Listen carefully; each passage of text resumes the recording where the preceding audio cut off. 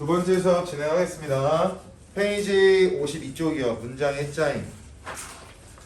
문장의 짜임이라고 했을 때 이 짜임이라는 글자를 유형, 종류라고 하는 글자와 같은 뜻이라고 여러분들께서 기억하고 계시면 좋을 것 같습니다. 근데 여기서 또 한 번 중요한 건 뭐냐면 문장의 짜임이라고 했을 때 얘들아, 이 문장이라고 하는 두 글자의 정의를 그대로 적용을 시켜서 우리는 지금부터 무조건 주어와 서술어에 집중할 거야. 다른 거 다 필요 없고요. 무조건 우리는 주어와 서술어에 집중을 하면서 문장의 짜임이라는 파트를 공부할 텐데, 문장의 짜임은 크게 두 가지로 나뉠 수가 있습니다. 첫 번째 1번 홑 문장, 2번 겹 문장. 지금 주어와 서술어에만 주목하자라고 제가 말씀드렸는데 그 이유가 뭐냐면 문장이라고 하는 건 주어와 서술어가 반드시 있어야 된다라고 말씀을 드렸잖아요. 근데 여기 앞에 보면은 겹이라고 하는 글자는 겹쳐 있다라고 보시면 돼요. 문장이 겹쳐 있는 겹문장이라고 하는 것은요, 주어와 서술어가 두 번 이상 나오게 되는 것을 겹문장이라고 할 거고, 홑문장이라고 했을 때 이 홑이라고 하는 건 낮게 또는 한 개를 말하기 때문에 얘는 주어와 저 아저씨 왜 저래? 서술어가 한 번 나오는 것을 홑문장이라고 설명을 할 겁니다. 따라서 홑문장과 겹문장을 나누는 기준은 주어와 서술어의 수 또는 관계라고 보시면 돼요. 주어와 서술어가 한 번 나오면 홑, 두 번 이상 나오면 겹문장이 된다. 교과서 보시면 홑문장 보세요. 주어와 서술어가 한 번만 나타나는 문장이라고 나와 있는데요. 문장 성분에 관형어도 있고 부사어도 있고 기타 등등등 다양한 게 있지만 문장의 길이가 한 문장이건 한 줄이건 100줄이건 1000만 줄이건 주어와 서술어가 한 번만 나오면 무조건 홑문장이 됩니다. 그래서 홑문장은 크게 어려운 게 없고요. 이게 끝나요. 교재 보셔도 홑문장과 관련된 내용이 많지가 않죠. 관건은 아래 나와 있는 겹문장입니다. 주어와 서술어가 두 번 이상 나타나는 문장인데 오른쪽 밑줄 홑문장이 모여서 겹문장이 되는 과정을 동그라미 문장의 확대. 그래서 홑문장이 여러 개 모여서 겹문장으로 되는 이 과정을 문장이 커진다라고 해서 문장의 확대라고 한다. 그래서 어떤 선생님께서는 겹문장이라고 하는 것이 홑문장이 여러 개 모여서 구성되어 있는 것을 겹문장이라고 하시는 선생님도 계십니다. 그래서 겹문장을 표현하는 방식이 여러 가지니까 알고 계시면 될 것 같은데요. 넘기기 전에 아래 나와 있는 문장을 구성하는 문법 단위 어절, 구, 절이라고 나와 있는 부분 먼저 보고 들어갈게요. 뒤에 나오거든요. 어절이라고 하는 건 띄어쓰기 단위라고 우리가 알고 있습니다. 이 어절로 쓰세요 라고 말한다면 풀은 하나, 하늘, 띄어쓰기가 한 번 있는 것을 우리 이어절이라고 하잖아요. 그래서 어절은 어렵지 않을 거고, 구와 절은요 쓰고 지울게요. 쓰고 지울 거야. 구와 절은 영어에서 나오는 구와 절의 개념과 동일한데요. 저는 간단하게 어떻게 정리를 하냐면 구와 절의 공통점은 둘 이상의 어절 또는 단어가 나올 때 구나 절이나 공통점이라고 설명을 합니다. 예를 들어 푸른 하늘, 얘는 구 또는 절이 돼요. 어절이 나왔고 단어가 두 개니까 이런 식으로. 차이점, 절은 주어와 서술어의 관계가 나타나고요. 구는요 주어와 서술어의 관계가 없어요. 예를 들어서 푸른 하늘, 주어와 서술어의 관계가 있어요 없어요?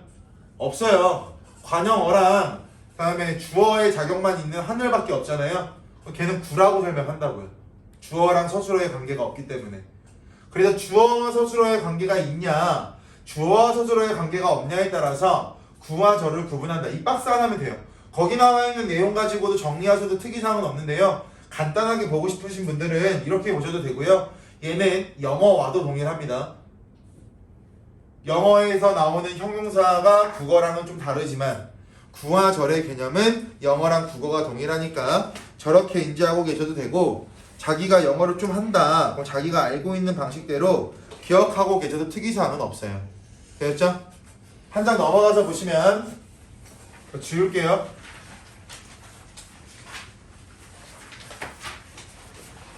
견문장의 종류라고 해서 가장 먼저 첫 번째 뭐가 나왔냐면 아는 문장이 나왔습니다. 아는 문장. 그리고 오른쪽 페이지 보시면 두 번째 문장으로 뭐가 있냐면 이어진 문장이라는 녀석이 있어요. 그래서 견문장의 종류는 아는 문장과 이어진 문장으로 나뉘는데, 예를 들어 봅시다. 얘들아, 문장이 이어져 있다라고 하면 어떤 형태냐면 문장이 이렇게 하나가 있을 거고 1번 문장, 그 뒤에 또 다른 문장 2번이 이렇게 나란히 존재할 거예요. 여기까지 됐어요? 그런데 문장이라고 하는 건 반드시 하나의 주어와 서술어가 나온다라고 했고, 문장에는 반드시 하나의 주어와 서술어가 나온다라고 했죠. 그래서 이어진 문장은 주어, 서술어, 주어, 서술어의 순서로 나오면 이어진 문장이라고 설명을 합니다. 문장이 이어져 있잖아. 줄 세워져 있잖아. 반면에 아는 문장이라고 하면 예를 들어서 문장이 이렇게 있다라고 가정을 해볼게요. 됐어요? 아는 문장이 있으면 그 문장 안에 안겨있는 안긴 문장이 있겠죠. 생각해보세요. 민주야, 너 연예인 누구 제일 좋아해? 어? 뭐래, 아이유래? 아, 남자 연예인. 남자요? 박형식? 박형식? 잘 보세요. 박형식이라고 하는 연예인이 민주를 부르면서 팔을 벌리고 있어요. 민주가 그 곡을 뛰어 들어가서 품에 안기겠죠, 그죠? 그럼 민주는 안겨있는 입장이 될 거고, 박형식이라고 하는 연예인은 민주를 안고 있는 사람이 될 거예요, 그죠? 그러면 이 문장이 박형식이라고 가정을 했을 때 이 안에 안겨있는 게 바로 민주가 되겠죠, 이런 식으로. 여기까지 되셨어요? 그럼 얘를 나열해보면 문장이라고 하는 건 주어와 서술어가 있다라고 했었고요, 그죠? 박형식이라고 하는 사람도 결국 문장을 구성하고 있으니까 이런 식으로 주어와 서술어가 끝끝에 위치할 겁니다. 그럼 얘는요, 이어진 문장과 다르게 주서의 배열이 나온다고 보시면 되고요. 얘는 주서가 나온다라고 보시면 되는데, 간단하게 먼저 예문 하나만 보여드릴게요. 무슨 말인지. 비가 와서 나는 쓰러졌다. 아무거나 써볼게요. 비가라고 하는 게 주어져, 나는 주어져, 쓰러졌다 서술어져. 와서의 원래 형태는 오다잖아요, 그죠? 근데 얘는 문장에서 서술어의 역할을 하고 있으니까 서술어라고 적을 수 있을 거야. 그럼 지금 우리가 보고 있는 건 주서라고 하는 순서로 나왔으니까 이어진인 거야, 아는인 거야? 이어진이. 이렇게 보는 거라고. 그러니까 주어와 서술어의 순서에 따라서 달라진다라고 보시면 됩니다. 뒤에서 세부적으로 말씀을 드릴 거고, 중요한 건 뭐냐면 안겨있는 문장에 이 서술어 뒤에 장치들을 무조건 암기하셔야 되고요. 제가 지금 초록 색깔로 동그라미 친 부분에 주목하시라는 의미입니다. 아래에서는요, 앞에 나오는 서술어 뒤에 붙는 문장과 문장을 이어주는 연결어미라는 장치에 주목하셔서 지금 동그라미 친 서술어 뒤에 뭐가 왔는지를 공부하시면 아는 문장과 이어진 문장의 구분이 끝나실 겁니다. 되었죠? 아까 말씀드렸던 거 잠깐 또 덧붙이면 아는 문장이 있으면 뭐가 있다? 안긴 문장이 있다라고 했으니까 아는 문장이나 안긴 문장이나 결국 주주소서라고 하는 관계라는 건 특이사항이 없으실 거고요. 교과서 보실게요. 아는 문장, 다른 문장 속에 들어가 마치 하나의 문장 성분처럼 쓰이는 문장 비춰볼까요? 하나의 문장 성분처럼 쓰이는 문장. 걔가 얘야, 얘들아. 여기 네모 친 부분. 다른 문장 안에서 하나의 문장 성분처럼 쓰인다. 얘가 뭐의 역할이다? 안긴 문장의 역할이다. 이 부분은 적으시면 됩니다.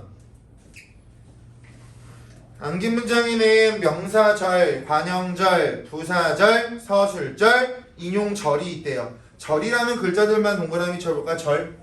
그럼 얘들아, 우리 아까 절이라고 하는 글자는 주어와 서술어의 관계가 나온다라고 했어? 안 나온다라고 했어? 절이라고 하는 거 나온다라고 했죠. 구는 주어와 서술어의 관계가 없다. 절은 주어와 서술어의 관계가 있다라고 했습니다. 그 부분 기억해 보시면 얘가 결국 뭐처럼 쓰인다? 절처럼 쓰인다라고 나와 있고요. 여기서 말하는 절이라고 하는 건 주어와 서술어의 관계가 있다라고 말을 했는데 여러분들이 보시는 것처럼 주어와 서술어의 관계가 나와 있으니까 특이사항은 없겠죠. 되셨어요? 되게 꼼꼼하게 하고 있는 거야 지금. 첫 번째 종류 먼저 갈게요. 명사절.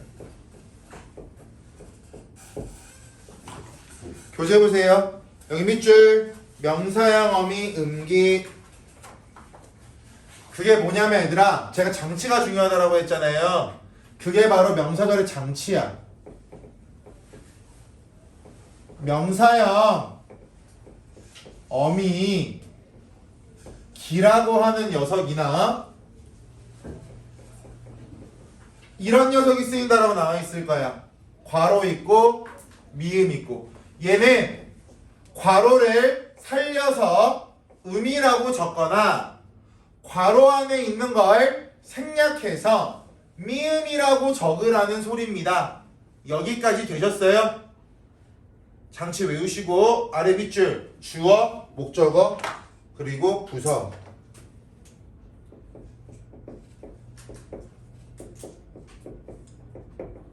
한 가지 더. 보어 등의 역할을 합니다.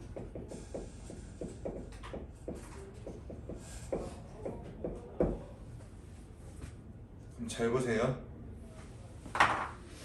아는 문장에서 명사절이 가장 까다로운데 얘들아, 명사라고 하는 것은 우리가 사로 끝나니까 품사라고 기억을 할 거예요. 그죠? 사로 끝나는 거 우리 아까 품사라고 한다라고 했잖아. 근데 명사는 문장에서 이러한 역할들을 할 수가 있대요.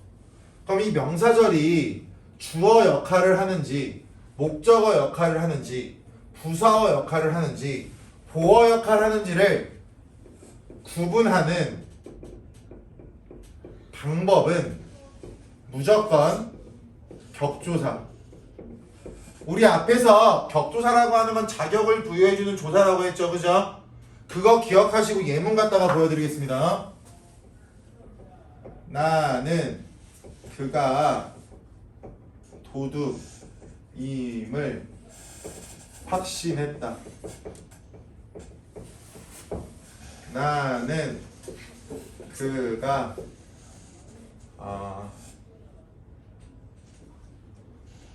그가 뭐하자? 왜 뭐 있냐?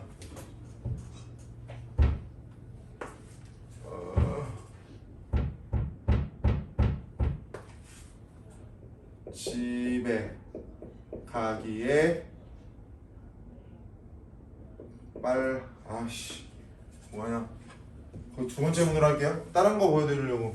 지금 나는 그가 집에 가기에 이른. 너무 길어지는데? 뭐가 있을까? 조사가 다른 거. 조사가 다른 거. 이걸로 할까? 나는 그가 진범 임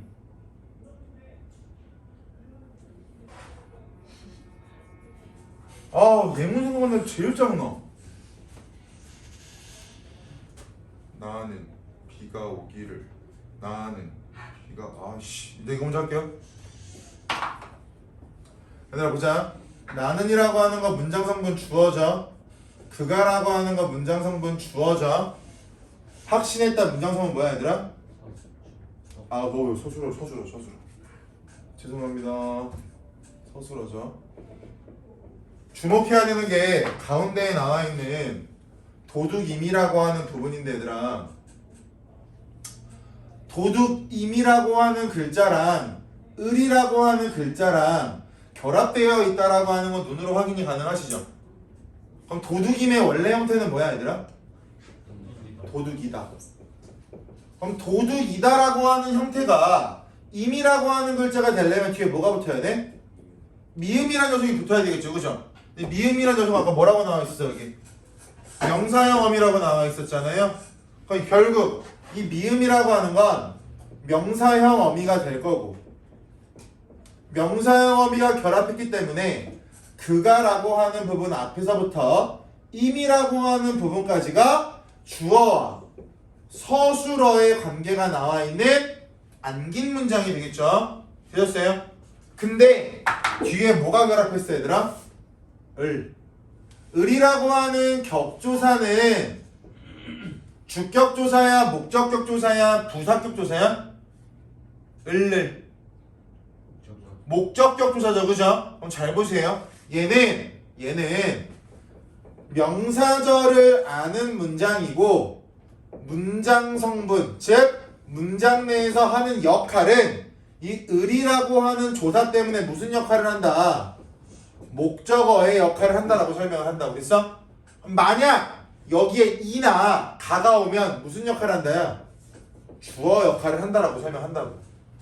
결국 안긴 문장 뒤에 무슨 조사가 오느냐에 따라서 문장 성분은 다양하게 달라질 수 있다. 이 부분 잘 보시면 돼요. 나머지는 쉬워요. 나머지는 한 가지씩밖에 없는데 명사절만 다양해서 명사절에 집중하셔야 되고, 제가 빼먹은 게 하나가 있는데요. 지금부터 무슨 형, 엄이라고 했을 때 이 형이라는 글자를 형태를 부여하는 이라고 용어 통일하겠습니다. 그럼 명사형 어미라고 하는 건 결국 무슨 뜻이야 얘들아? 명사의 형태를 부여하는 어미가 되겠죠? 뒤에 가면은 관형사형 어미, 부사형 어미 이런 것들이 나올 거야. 그래서 형이라는 글자를 형태를 부여하는 이라고 통일하죠. 되었어요? 두 번째가 딴 거 먼저 보여드릴게요. 2번 관형절을 아는 문장이래요. 관형절을 아는 문장 장치 보실까요? 거기 무슨 형어미라고 나와있어 얘들아? 관형사형 어미라고 나와있죠? 그러면 똑같이 적용해보자. 형이라는 글자가 뭐라고? 형태를 부여하는 이라고.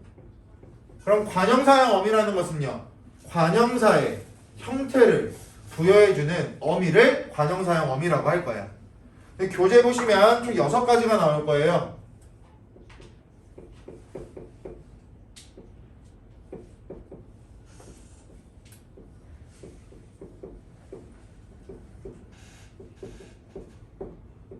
초록 색깔로 적혀 있는 게 장치가 되는데, 가로가 있으면 남겨도 되고 생략해도 된다. 은, 니은. 가로가 있으면 생략하지 않아도 되고 생략해도 된다. 하나, 둘, 셋, 넷, 다 6개가 되겠죠. 그런데 왜 쉽다라고 했냐면, 관형절은요 문장에서 무슨 역할을 하냐면요, 관형어의 역할을 해요. 얘거 말고 하는 게 없어.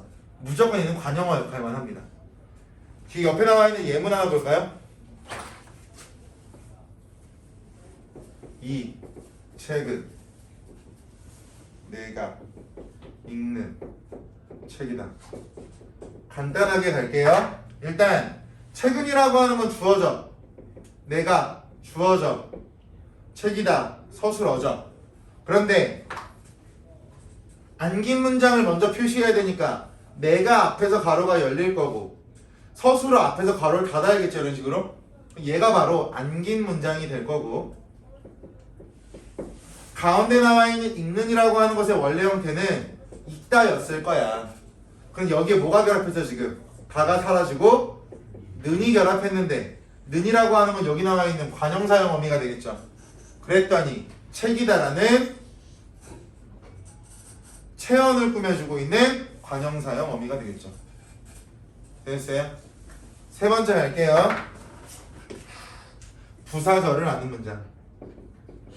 그럼 부사절을 아는 문장 정답 먼저 말씀드리면 얘는요, 부사어의 역할만 해요. 부사어의 역할만 한다고. 얘도 그럼 관용절처럼 장치만 정확히 외우고 계시면 되는데, 장치는 똑같이 부사의 형태를 부여해주는 부사형 어미가 결합이 될 겁니다. 그러니까 교재 보시면 개, 도로, 드시, 이가 결합된다. 개, 도로, 드시 네 가지. 예문은 굳이 제가 지금부터 안 보여드려도 될 것 같으니까 예문은 건너뛸게요. 4번 인용절 먼저 갈게요. 인용절이라고 하는 건 말 그대로 인용하는 역할을 해요. 인용어라고 하는 건 없으니까 다른 사람의 말과 글을 가지고 와서 사용한다 라고만 알고 계시면 되는데, 인용절의 장치는 좀 특이합니다. 거기 뭐라고 나와 있냐면, 인용하는 자격을 부여해주는 조사인 라고와 고를 사용한다. 주의사항 잘 봐.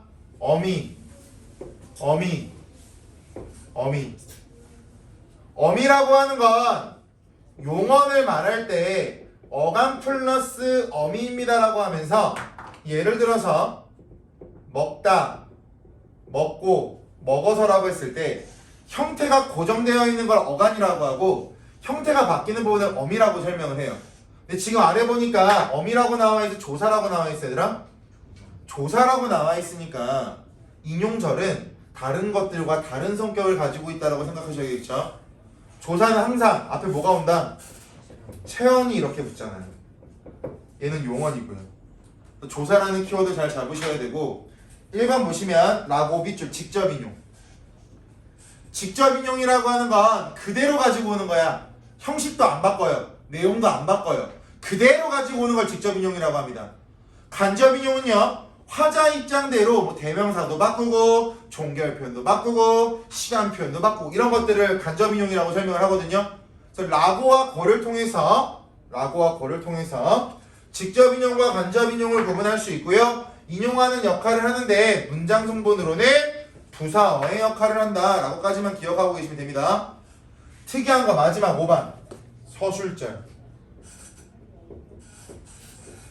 서술절이 왜 특이하냐면 얘들아, 서술절은요 장치가 없어요. 장치가 없습니다.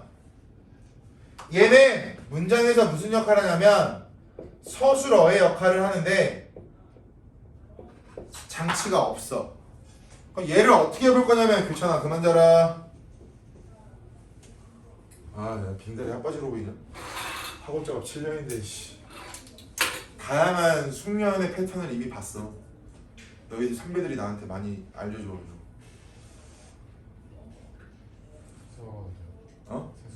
그래, 집에만 가지 마.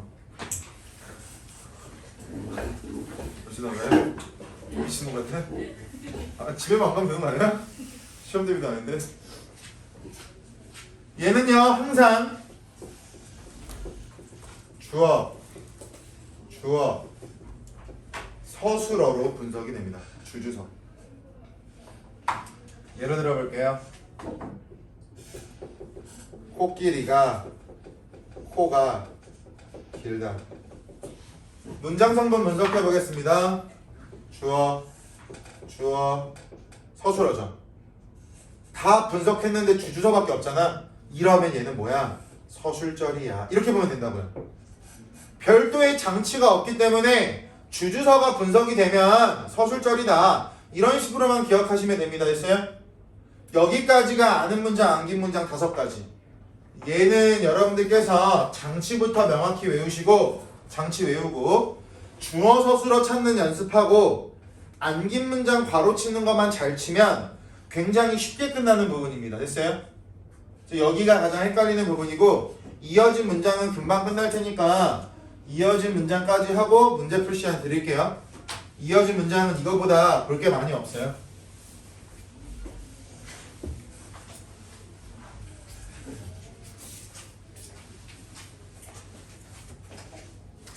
이어진 문장 보시면 이어진 문장은 크게 두 가지로 분류가 됩니다. 첫 번째, 대등하게 이어진 문장. 두 번째, 종속적으로 이어진 문장. 대등하게 이어진 문장과 종속적으로 이어진 문장을 구분하는 것은 기준점이 뭐냐면 앞에 오는 문장을 우리가 앞문장이라고 할 거야. 문장 1번 앞에 오니까 앞문장. 얘를 같은 말로 뭐라고 하냐면 선행절이라고도 합니다. 먼저 오는 주어와 서술어의 관계. 앞문장과 뒤에 오는 뒷문장. 뒷문장을 같은 말로 후행절이라고도 할 수가 있겠죠. 뒤에 오는 문장이니까. 후행절의 의미상 연관성, 같은 말 관련성. 그래서 앞문장과 뒷문장의 관련성이 없으면 대등하게 이어진 문장, 관련성이 있으면 종속적으로 이어진 문장이라고 보시면 됩니다. 예를 들어서 보여드릴게요. 여준이는 밥을 먹고 민주는 노래를 부른다.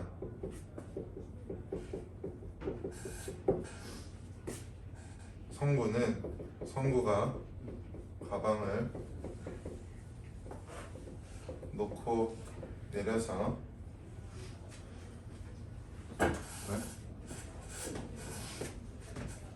성구가 지각을 했다. 할게요. 문장의 짜임은 주어랑 서술어부터 표시하라고 했습니다.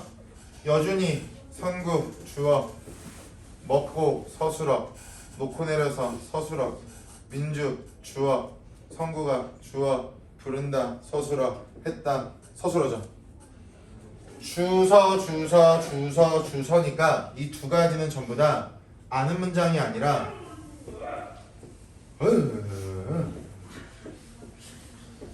참 젊어. 어떻게 저게 360을 되지? 하겠습니다.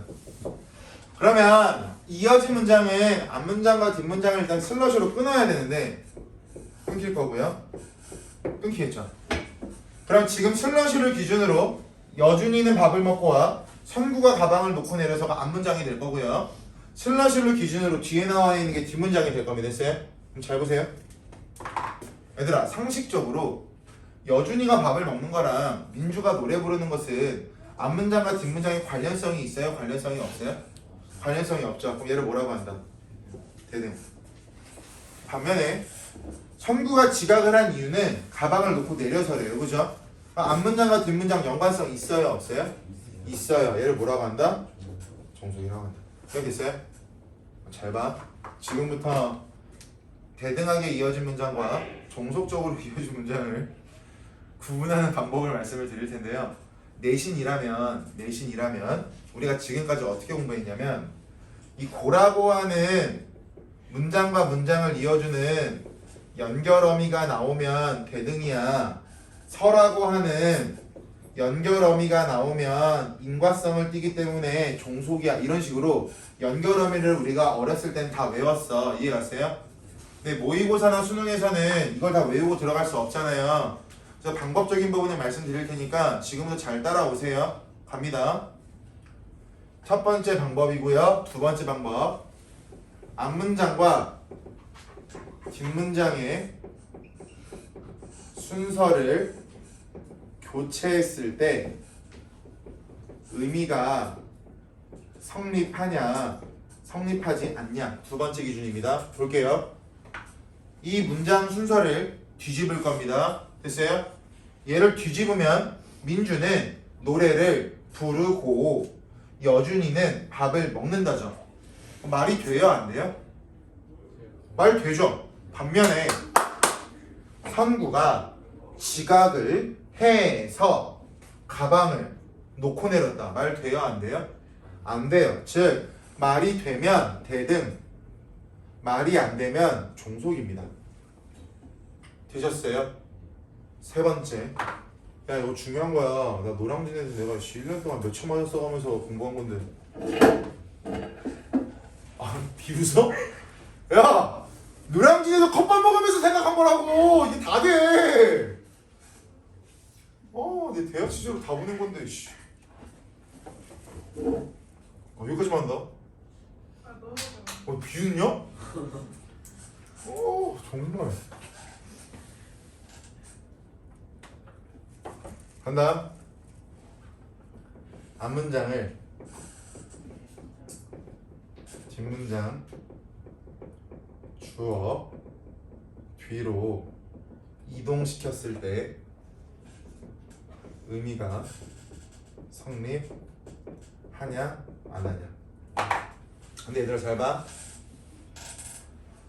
아래 나와 있는 문장에서 선구가라고 하는 건 주어가 공통이니까 뒤에 나와 있는 선구가를 지워도 상관없죠.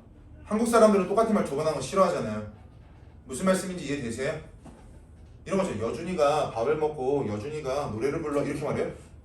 여준이가 밥을 먹고 노래를 부른다라고 말하잖아. 주어가 공통이면 생략이 되니까 제가 이거는 예시로 1번을 보여드리려고 선구가를 적어 놓은 건데 이게 없다라고 생각하세요. 지금부터 3번 보실 때는요. 아시겠어요? 갑니다. 앞문장을 뒷문장 주어 뒤니까 얘를 여기로 집어넣으면 되겠죠. 얘가 없다라고 가정을 하고 공통된 거니까 말 만들어 볼게요. 선구가 가방을 놓고 내려서 지각을 했다. 말 돼요 안 돼요? 말 돼요. 말이 되니까 얘는 뭐가 되고 종속이 되고. 얘 만들어 보자. 앞문장을 여기 사이로 집어넣을 거야. 민주는 여준이는 밥을 먹고 노래를 부른다. 말 돼요 안 돼요? 말 안 되죠. 뭐가 된다? 대등이 된다. 그리고 나면 마지막 4번이 고등학교 1학년 때 했던 연결함이 암기하는 거야. 이게 무슨 말이냐면 예를 들어서 나열, 대조다 이러면 우리가 대등이라고 외웠고 뭐 인과, 과정 이런 것들이면 종속이다라고 외웠다고. 고등학교 1학년 내신에서는 4번부터 거꾸로 가는 거고요. 고3에서 수능이나 모의고사나 가천대에서는 1번부터 순서 들어가는 거라고. 4번이 가장 후순위가 되어야 돼요. 이해되셨어요? 외워야 될 게 방대한데 4번부터 외우면 머리에 저장 공간이 많으신 분은 괜찮고요. 암기가 부담이 되고 힘들다. 그럼 1번부터 순서대로 1, 2, 3번만 알고 계셔도 대등과 종속은 다 구분할 수가 있다고요. 단 1번으로만 하면 실수할 수 있어요. 그래서 1, 2, 3번까지 설명드린 거예요. 이해되셨어요? 확실한 건 4번이야. 근데 우리가 이 4번을 다 외울 수 없다고. 현실적으로. 그러니까 4가지에 대해서 기억하고 계시면 좋을 것 같습니다. 됐죠? 오늘 수업은 여기까지고요. 다음 주에 오실 때까지 54쪽까지 풀고 오시면 여러분들이 해야 될 것들이 다 마무리가 되실 것 같습니다. 되었죠? 다음 주에 오시면 그 문장 관련해서 나머지 진도 최대한 진행할 거고요. 진행하고 나서 그 설 이후에 진행하는 가천대 관해서 해야 될 그 가천대 작년에 나왔던 시중 문제집 있다라고 말씀드렸잖아요. 그거 복사해서 설 과제처럼 배부할 거고 2월 달에는 그 작년에 나왔던 가천대 문제 중에서 독서 파트와 화작, 문법 파트만 진행을 하겠습니다. 문학은 올해 수특이 아직 안 나왔죠? 나왔어요? 안 나왔죠? 그래서 올해 수특 나오고 나면 그게 범위가 되기 때문에 문학은 안 건드리는 게 너희들한테 좋아. 차라리 처음 보는 거고. 가천대가 가장 좋은 게 뭐냐면 문학을 고등학교 내신처럼 시험 범위가 정해져 있는 거야. 모의고사가 아니기 때문에. 근데 문학을 지금 작년과 갖고 오면 모의고사 형태가 되어버리기 때문에 너희들이 이 가천대를 하겠다고 마음 먹은 게 무너질 수 있어. 근데 문법이랑 독서랑 화작은 공부하지 않아도, 문법은 지금 하고 있고 공부하지 않아도 충분히 소화가 가능하기 때문에 그 부분 가지고 가천대가 이런 거다라는 걸 2월 달부터 들어가겠습니다. 아시겠죠?